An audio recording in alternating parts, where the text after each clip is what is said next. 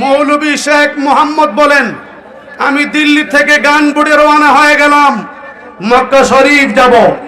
মক্কা শরীফ থেকে আমি মদিনা শরীফ যাব। এই ঘটনাটি নকল করতেছেন ভারতের প্রখ্যাত আলেম আশরাফ আলী থানভী, তার পীর ভাই মৌলভী শেখ মোহাম্মদের কাছ থেকে ঘটনাটা নকল করতেছেন। ঘটনা নকল করে উনি নিজেই লিখতেছেন। মৌলভী শেখ মোহাম্মদ বলেন, আমি দিল্লি থেকে গানবোটে রওনা হয়ে গেলাম। জাহাজটি যখন আরব সাগরে পৌঁছে গেল, একটা তুফান আরম্ভ হয়ে গেল, সাইক্লোন আরম্ভ হয়ে গেল। তুফান যখন শুরু হয়ে গেল, প্রত্যেকে চিৎকার শুরু করে দিলেন, আল্লাহ বাঁচাও, আল্লাহ আমাদেরকে রক্ষা করো। মৌলভী শেখ মোহাম্মদ বলেন, আমি আল্লাহর নামে বের হয়েছি, আমি মক্কা শরীফ যাব, মদিনা শরীফ যাব। কাপড়ের কাপড় আমার সাথেই রয়েছেন। আমি আল্লাহ বাতাস, আপনারা বলুন তুফান দেয় কে? তুফান দেওয়ার মালিক কে? তো আমি আল্লাহর নামে হজ করার জন্য বের হয়েছি, সেই আল্লাহই আমাকে তুফান দিয়া, বাতাস দিয়া জাহাজ পানির নিচে ডুবাই দিতে চাচ্ছে। মৌলভী শেখ মোহাম্মদ বলেন, আমি ডাকবো না আমার আল্লাহকে, আমি দেখা লই আমার পীর ও মুর্শিদ আছে কোন দেশে। আরো আসতে কোন সুবহানাল্লাহ। খুব মনোযোগ। মৌলভী শেখ মোহাম্মদ বলেন, আমি আওয়াজ করলাম না, আমি কোনো চিন্তা করলাম না, আমি আস্তে করে চক্ষুটা বন্ধ করলাম। চক্ষুটা বন্ধ করে ডাক দিলেন, সাইয়্যিদি মুর্শিদি সাইয়্যিদি উনজুর হালানা ইয়া সাইয়্যিদি। আল্লাহু আকবার বলুন। মৌলভী শেখ মোহাম্মদ বলেন, আমি ডাক মারলাম, আমার পীর কোথায়? আমি চোখ বন্ধ করলাম, আমি ডাকবো না আমার আল্লাহকে, আমি দেখা লই আমার পীর ও মুর্শিদ কই। এই কথা বলতে না বলতেই মৌলভী শেখ মোহাম্মদ বলেন, আমার চোখটা হয়ে গেল কাশফে আইনি। কাশফে আইনি, আমার চোখ ছিল বেজদানি। আমি যখন চোখ বন্ধ করলাম, আমার কাশফ হয়ে গেল কাশফে আইনি। আমি চাইলে যা দেখি, চোখ বন্ধ করলে সাগরের তলা পর্যন্ত দেখি। আল্লাহু আকবার বলুন। মৌলভী শেখ মোহাম্মদ বলেন, আমি দেরি করলাম না, আমি যখন আমার পীরের কথা খেয়াল করে ডাক মারলাম, ইয়া মুর্শিদি সাইয়্যিদি, বলতে দেরি হলো। আমি দেখতেছি আমার পীর হাজী এমদাদুল্লাহ মুহাজিরে মক্কি, উনি এসে পানির উপরে আরব সাগরে শুয়ে গেলেন। জাহাজটাকে হুজুরের পিঠের উপর তুলে ধরেছেন। বাতাস যখন জাহাজকে নিচের দিকে চাপ দেয়, হুজুর পিঠটা দিয়ে উপরের দিকে তুলে ধরে।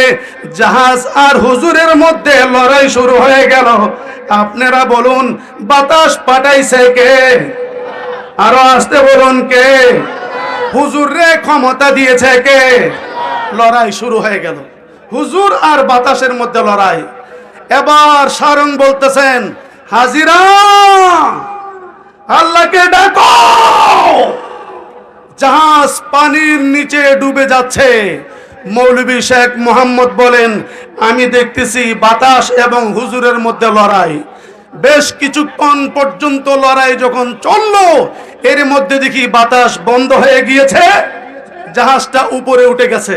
সারং বলতেছেন, হাজিরা আল্লাহ জানি কোন পীর পয়গাম্বরের উসিলায় রক্ষা করেছেন। সুবহানাল্লাহ বলুন।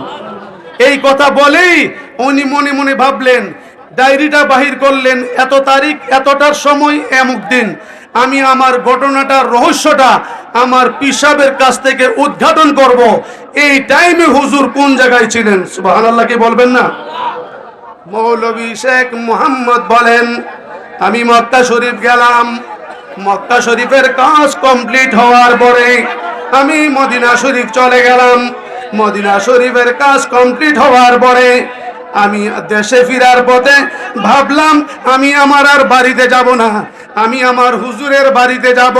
পিসাব হুজুরের বাড়িতে যাইয়া ঘটনাটা রহস্যটা উদ্ঘাটন করব। মৌলভী শেখ মোহাম্মদ বলেন, আমি দেরি না করে আমি আমার বাড়ির মধ্যে চলে আসলাম। আমি কোথায়? হুজুরের বাড়িতে, থানা বন্ধে। দেওবন্দের পাশে হলো থানা বন্ধ, থানা বন্ধে আমি আসলাম। আমি এসেই দেখতেছি হুজুর কামরার মধ্যে নাই। আল্লাহু আকবার বলুন, আর জোরে কোন আল্লাহু আকবার। হুজুর কামরাই নাই, কিন্তু খাদেম বসা। সুবহানাল্লাহ কইতেন না? আরে মিয়ারা, সারা জীবন তো বাংলাদেশে বহু আওলাদের রাসূল দেখেছেন, একটু ভালো করে তাকিয়ে দেখেন তো দেখি আমার নবীজির প্রেমের গন্ধ আছে কি নাই? আওয়াজ করে বলুন, আছে কি নাই?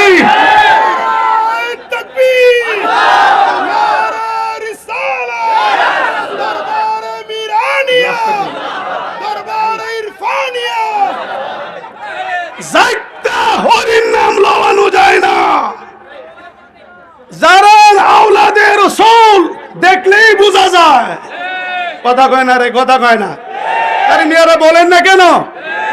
এই আওলাদের রাসূল কচুয়ার জমিনে ধারাবাহিক ভাবে কিয়ামত পর্যন্ত আসবে।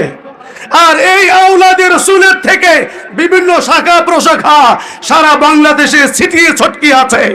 তো তাদেরকে মহব্বত করলে আওলাদের রাসূলেরা খুশি না বেজার? দেখছেন না, আমি দইরে এই পাউডার মধ্যে চুমা দিছি, কথা বলে না, ঠিক কিনা বলেন? এটা কি যাইতা জিহাদিরে যাইতা দেওয়াই দিব? কথা কয় না। কারণ আপনি যাইতা কাঁঠাল ফাঁকাইলেই এক মজা, আর নিজে নিজে ফাঁকলেই আরেক মজা। ব্যবধান আছে কি নাই? মৌলভী শেখ মোহাম্মদ বলেন, আমি অবাক হয়ে গেলাম। কামরার মধ্যে দেখি হুজুর নাই, খাদেম বসা। খাদেমকে জিজ্ঞেস করলাম, এত তারিখ এতটার সময় হুজুর কোন জায়গায় ছিলেন? আল্লাহু আকবার বলেন। এত তারিখ এতটার সময়, এক বসো বসো, ডোন্ট ডিস্টার্ব মি, বসো।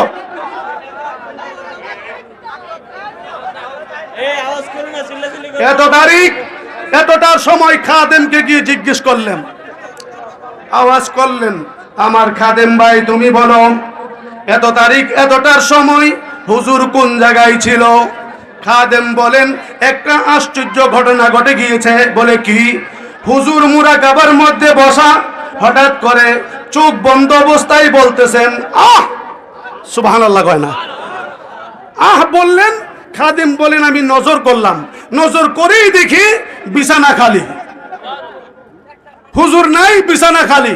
একটু পরে হুজুর আসলো, তবে পাঞ্জাবিটা ভিজা। সুবহানাল্লাহ কি আসতে বলবেন নাকি? একটু পরে হুজুর আসলো, পাঞ্জাবিটা ভিজা, তহবনটা ভিজা।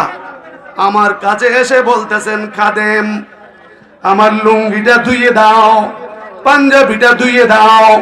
আমি পাঞ্জাবিটা ধুইতে গেলাম, দেখি আরব সাগরের লুনা পানির গন্ধ লাগতেছে।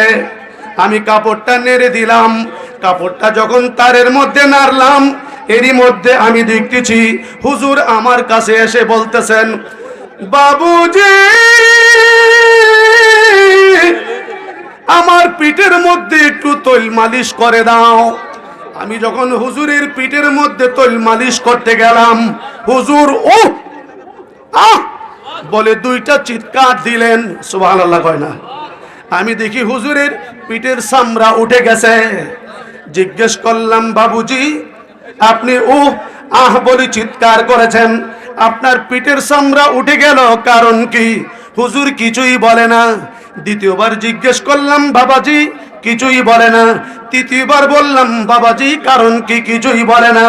চতুর্থ বলার পরে আল্লাহর ওলি পীর সাহেব হাজী আমদাদুল্লাহ মুহাজিরে মক্কি চোখের পানিগুলি ছেড়ে ছেড়ে বলতেছেন, বাবারে শুনো, তোমার এক পীর ভাই আরব সাগরের মধ্যে বিপদে পড়ে গিয়েছিল। সে যখন চিৎকার মেরেছে সাইয়্যিদি ইয়া মুর্শিদি বলে, আমি আমার জায়গায় থাকতে পারি না। ২৫০০ কিলোমিটার দূরে মিনিটের ভিতরে গিয়া আমি আরব সাগরের পানির উপরে শুইয়া জাহাজটাকে আমার পিঠের উপরে তুলে ধরেছি। তাকে বাঁচাইতে গিয়া জাহাজের লোহার ধাক্কা দুই জায়গায় আমার পিঠের মধ্যে লাগার সাথে সাথে আমার পিঠের চামড়া উঠে গিয়েছে। আমি জিজ্ঞেস করতে চাই, আজকের এই কচুয়ার জমিনে যারা এসেছেন, আপনারা তো শুধু শুনেছেন হাজী আমদাদুল্লাহ মুহাজিরে মক্কি, হাজী আমদাদুল্লাহ হাজির মক্কি গাউসে জামান ছিল না, উনি ছিলেন কুতুবে জামান, উনি গাউসে জামান ছিল না। কিন্তু আজকে যে দরবারে এসেছেন মিরান শাতাদারি রহমাতুল্লাহ আলাইহি, আরে হাজার মাইল নয় 10,000 মাইল দূর থেকেও যদি তার ভক্ত বিপদে পড়ত, হাত বাড়াইয়া সবৌড়ি নিয়ে সশরীরে তার মুরিদ আওলাদ গুলিকে সাহায্য করার ক্ষমতা রাখতেন। জোরে বলেন ঠিক কিনা? আওয়াজ করে বলুন ঠিক কিনা?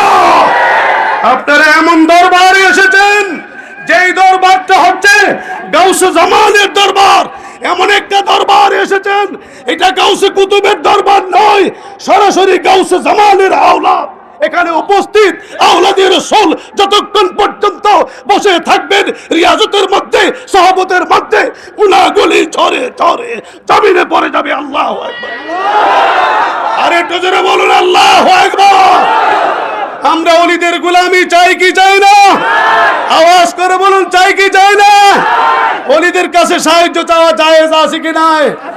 কিতাবের নাম হাসনি হাসিন দলিল, ওয়া ইন আরদাউনা ফালিয়াকুল ইবাদাল্লাহ আয়ুনুনি ফালিয়াকুল ইবাদাল্লাহ আয়ুনুনি। তোমাদের মধ্যে যদি কেউ সাহায্যের প্রত্যাশিত হয় সে যেন আল্লাহর বান্দার কাছে সাহায্য চায়। কিতাবের নাম শুধু তাই নয়, আশরাফ আলী তানভী সাহেব ইমদাদুল ফতোয়ার 4th খণ্ডে 99 পৃষ্ঠায় লিখেছেন আল্লাহর ওলির উসিলা ধরে সাহায্য চাওয়া জায়েজ হয়। আজকে যদি সাহায্য ওলিদের কাছে চাইলে শিরকের ফতোয়া দেওয়া হয়, তাহলে তোমরা যে জায়গায় জায়গায় গিয়া চাও, রমজান মাস রিসিট লইয়া, কথা কয় না, রমজান মাস রিসিট লইয়া, কথা কয় না রে, কথা বলে না, ঠিক কিনা বলুন? তাহলে আল্লাহর ওলির কাছে সাহায্য চাওয়া জায়েজ আছে কি নাই? কিয়ামত পর্যন্ত, কিয়ামত পর্যন্ত, যতদিন পর্যন্ত আল্লাহর ওলি থাকবে আমার আল্লাহ আল্লাহর ওলিদের উসিলায় জমিনকে রক্ষা করবে। কথা বলুন ঠিক কি না? আমরা আজীবন আল্লাহর ওলিদের গোলামি করতে চাই কি চাই না? দুইটা হাত তুলে দেখেন তো। নারে তাকবীর, নারে রিসালাত, আহলে সুন্নাত ওয়াল জামাত। মুবারকবাদ। আপনাদের উপস্থিতি দেখে, হুজুর কেবলা উপস্থিত, আপনাদের উপস্থিতি দেখে আল্লাহর ওলি এখানে স্বয়ং উপস্থিত আছেন। আপনাদের উপরে রুহানি নজর আছে কি নাই? জোরে বলেন রুহানি নজর আছে কি নাই? আমরা রুহানি নজর নিয়ে বাড়িতে যাইতে চাই কি চাই না?